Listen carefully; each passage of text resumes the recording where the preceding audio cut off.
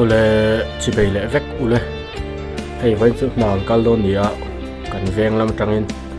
chan mari lam tang han kal chho pek pek hai ma po hai thre pa lo kala nang kal don nia ta tang hin vai chu tilang ve chinang katia mà sẽ công tuấn cái là ngâm don lầu in cà phê tiến độ tranh ta khí ngâm đỏ phá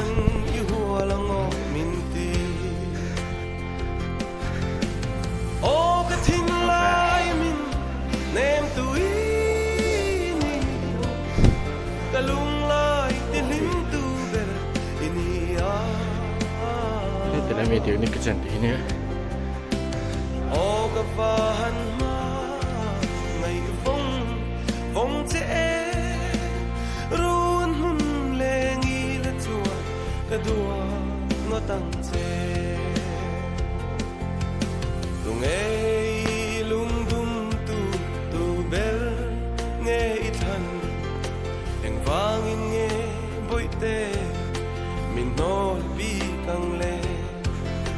kalen rual du te pon inin me minti itun le zua te pon min yai bi cái khảo tuộc o ka thin lai min nem tu ini mà nó bảo rằng từ đây chủ tịch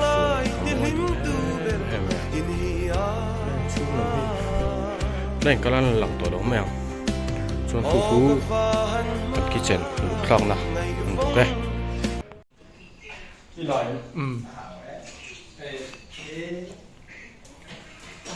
subscribe vào cái video lồng ngay rồi trung mà trung ngay cho thì xiên luôn thì nó sẽ có chicken rice garlic santo mia rice bhaji terus bean and terus ada chicken First of all, chicken rice. Giới thiệu rồi.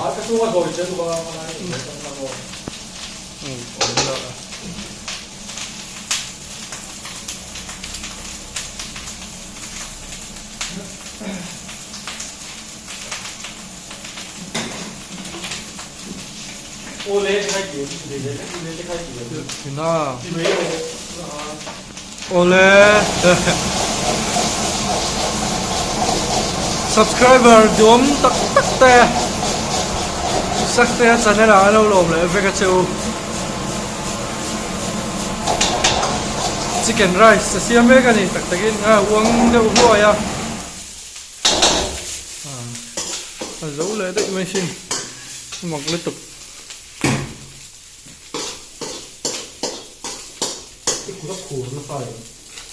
cái số đầu khủ rất là ngon sữa.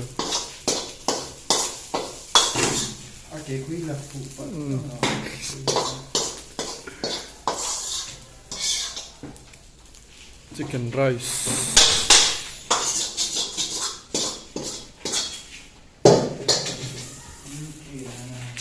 So anh hàng awi siam turani smoke pork ramen turania paneer butter masala le chicken clear soup le chicken chili dry. Chicken clear soup pe asiam le do ni stock la me ka anke silo la lang ri top ri me anke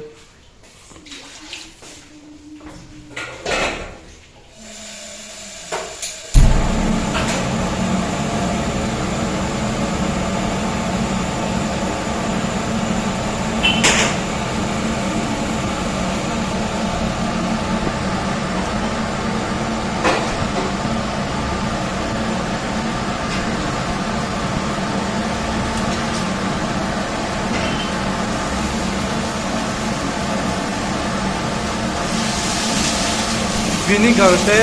light soil te pola light soil ma dhania te chuan gg paste te a pola a toka khảo à dear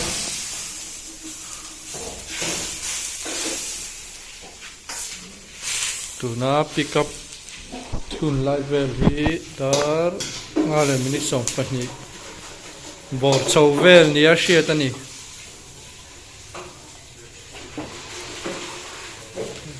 kan zomato ania tiền đồ ra đầu cá khét là win nhìn ra trong con à chả thấy nè anh ấy xiêm lại đôn còn như bắt đầu mà đó còn như bắt đầu mà ra tụi nhá đây mặc khăn đi nó chịu gì đó sao đây mà thế khi mà hắn đó cái nào đây cũng như là đâu cà phê đây cũng mà tôi bảo luôn sẽ tắt cái phần này luôn đi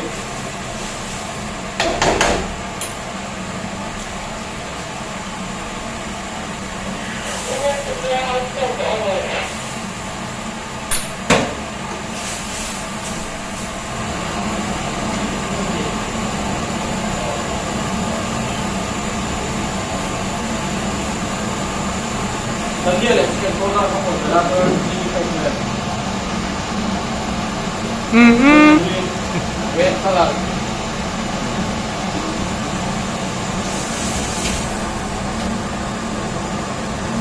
cuốn các cái sợi của chúng tôi có tạo không có thể nào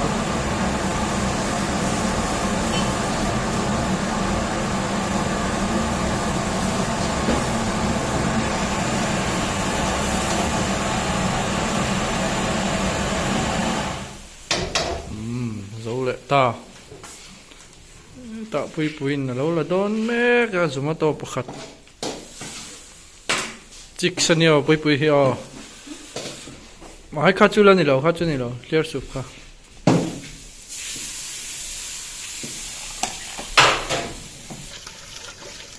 môi nè anh đổ view hi anh mà nè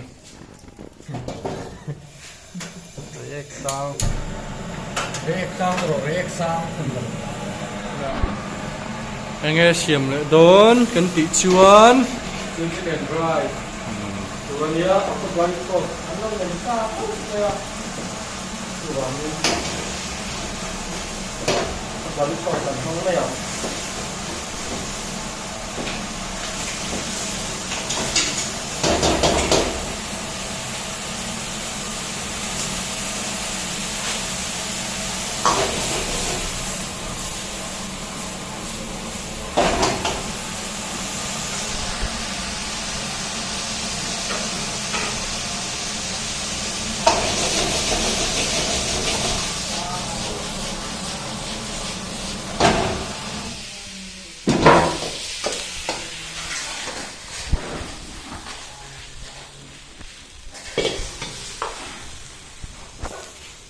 Tuy đón xìa rimpo pa khóc này Siêu thực phẩm này. chuan ta hian a siam le tur ramen o chuwa ava eng ve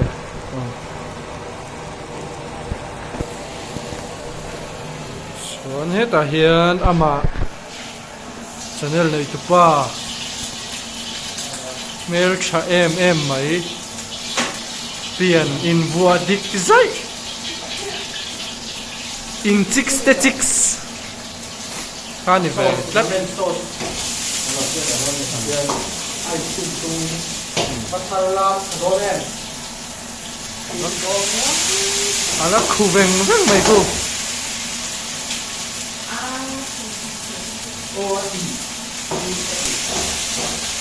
Ay, matru ba niya? Mahay Sikam saya punya saya jiklu tuan pun sen kang ho kirot kang ho asin yang meratan dan durian semuanya smoke pork ramen itu berapa? Ternyata dia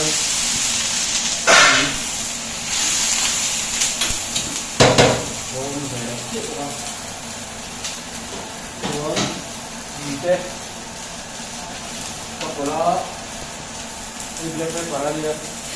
à giờ à có ăn mang chứ à hồ thì không bị ăn mua mà không sao đó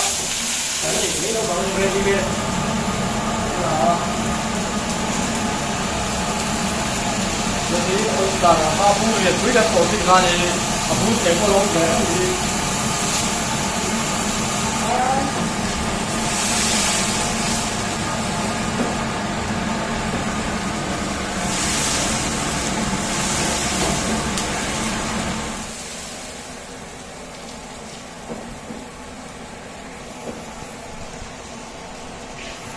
jadi ramen so kali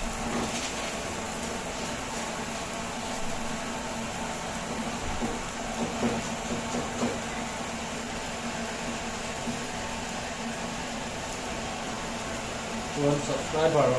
bố cắt tắt cái đó không những này của bên xe nó mà có cần lâu lọc sập đó những cái này mà đánh về có thể tăng gì đó hàng dòng tôi cứ được đó à cứ tìm đầu ta cần gì á vui cần chânตัว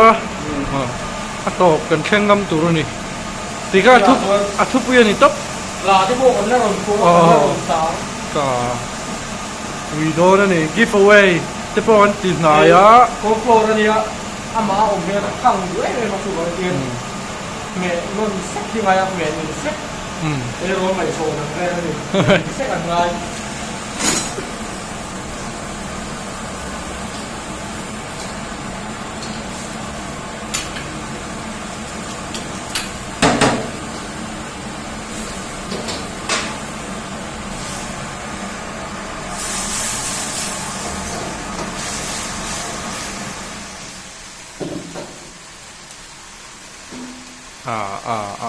mồi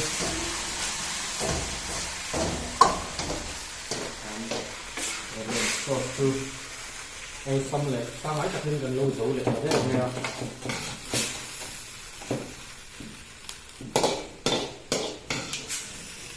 chỉ là bút dậy thế này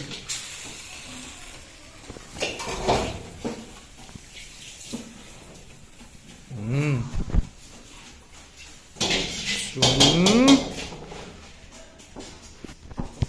asa tour smoke pork khá thì tuy lại đó là nè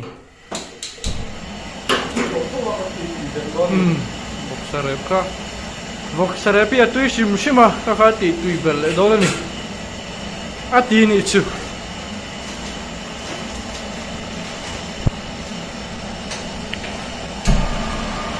GG Face này, Oyster này Chuan chicken powder này ha Black pepper Thế mà luôn này Thật của là chuan À rong thì mỗi chút của ha Red pepper là biết thế không phải không ha Chuan Tuy này thì ha Thành đầu ta Nên Chúng có hát tầm nước của hai đầu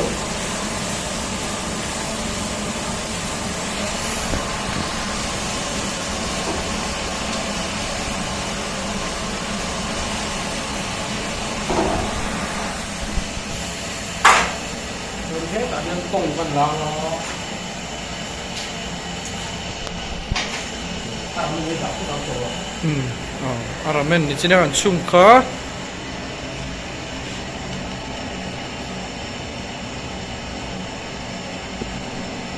Nhiều mà hiền là sa ron da le đó này